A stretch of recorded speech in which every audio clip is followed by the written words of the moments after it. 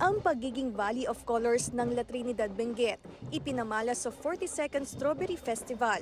Suot ang mga tradisyonal na Cordilleran attire, sumayaw sila sa harap ng munisipyo.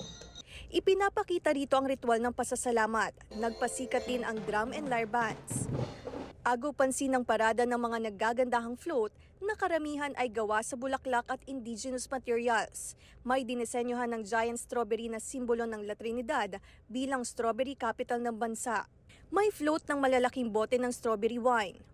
Napakaganda and very innovative yung mga gumawa. Well and good.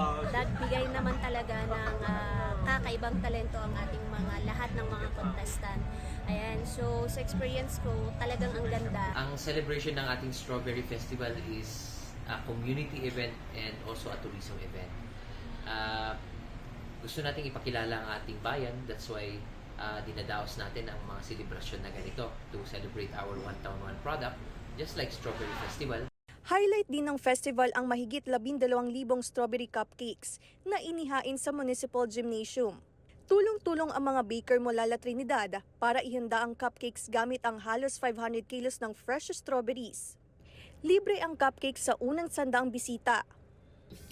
Para sa GMA Regional TV 1 North Central Luzon at GMA Integrated News, Claire Lacanilaw, nakatutok 24 oras.